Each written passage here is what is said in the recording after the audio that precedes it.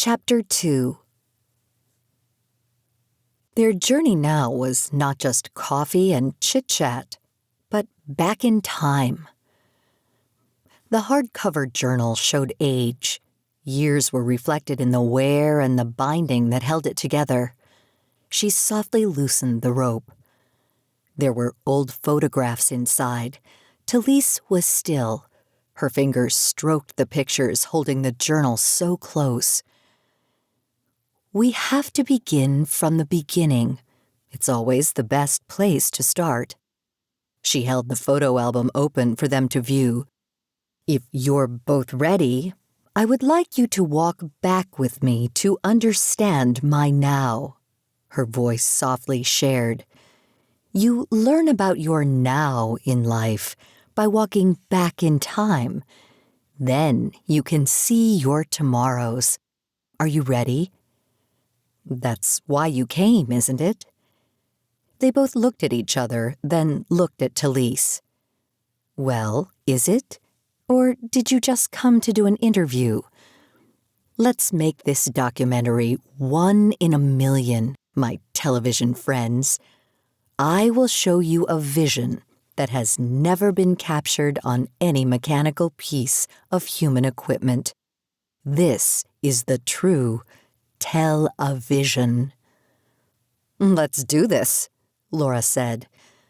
Talise told them, You will walk back with me, seeming to be there, but it will be envisioned all from within, as she touched her heart. I will watch you both, and if I see any concern, we will come back to sitting here by the fire. Experience is the best teacher. Now you will experience my life and my family's life before me. Now they would not only see, but experience the ways of the beholder. It's a girl, the doctor's voice called out from behind the sheet that rested across her trembling legs. It's a beautiful little girl. The baby's song filled the room, and tears of hearing her first melody softly glided down Lacey's face. Here she is, Lacey thought to herself. I dreamt of her these last 9 months. She watched as the nurse touched her daughter for the first time. The infant's hands swayed in the air, as if making it aware of her presence. David watched intently, without letting go of Lacey's hand. He bent over to whisper, She's lovely, babe. Look at her, Lacey. Our baby girl. His eyes sparkled as he wiped the tear from his beloved's cheek. Yes, she is. Will she be safe? One spirit being whispered to the other. Of course, she is in their realm now. It's time for her to learn and share it with the world. Time will pass much slower for her in this form. Her angel softly whispered to Lacey, Be well, be patient. Remember what you have seen. We are here. Words from them came so often for Lacey throughout her life. The light in the room flickered, seeming to follow the rhythm of the newborn heart. Their presence filled the room with a sweet scent to let Lacey know they were there. The baby's song softened as if she too could sense the familiar aroma in the air. All the humans were much too busy to even notice what was taking place among them or to realize who was present with them. We will always be with her. In life, we enter new beginnings to the seeming end of a path. Then the cycle begins all over again. Without even a thought, it is there, another beginning. This is the spiraling of life that takes place for every living soul. She will be just fine. Her name? One angel inquired of the other. Ah, her name is Talise. It means beautiful water. How fitting. All will be very pleased. The doctor and the nurse comforted the infant and gently wrapped her in a soft blanket. The nurse slowly handed her to her mother's aching arms. "This moment will never be here again," Lacey thought. "I will remember every moment." The firsts in life are precious. The first touch, the first breath, the first sight. These are thoughts Lacey has lived by since learning them from her grandmother. "Hello, my love." The words vibrated from her soul. The baby's new vision focused on her mother. "My angel face," she whispered softly. The nurse touched her hand with a consoling stroke. "Yes, she is an angel face. Look in her blue eyes. There is a twinkle there." Lacey and her husband David lived on a small island off the shore of Maine called Chubig Island, which is not far from Portland, where her mother Leah lived. Lacey was very familiar with the area. She grew up there, since her mom and dad had a small cottage by the ocean front.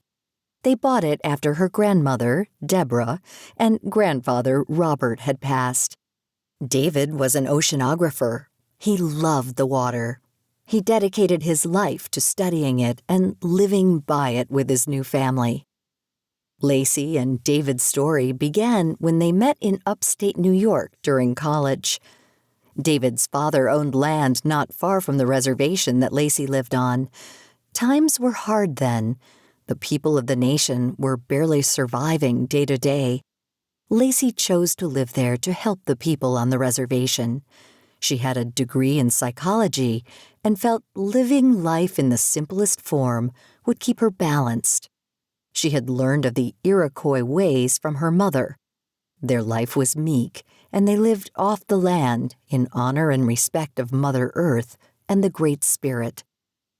During the fishing season, David's time at home with Lacey and Talise was sparse.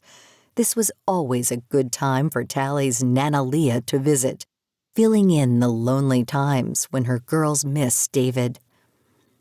7 years had passed since Talise's entrance into this world. Her soft nature and loving heart were evident to all in her life. Lacey taught Tally about nature on the island and about the people of the land. It was the culture of the Iroquois and the Irish to continue their stories.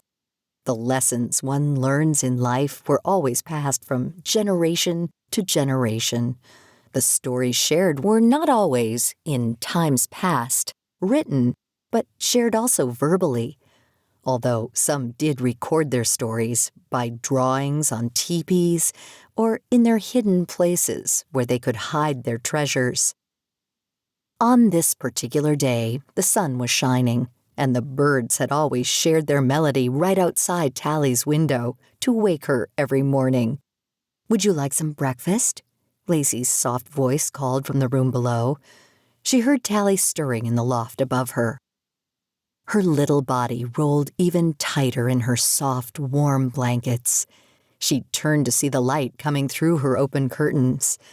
Sassy meowed, woken unexpectedly by feet pushing her off the bed. "Oatmeal will be ready in 5 minutes." "Okay." She kept her blanket wrapped around her and touched the window with her nose. "I wish I could fly with the birds." Her breath clouded the surface, turning her nose red from the cool pain. The air inside wasn't much warmer than outside. Quickly, she drew a heart in her moist dew on the glass and giggled. "Are you coming, little one?" "Yes, yes."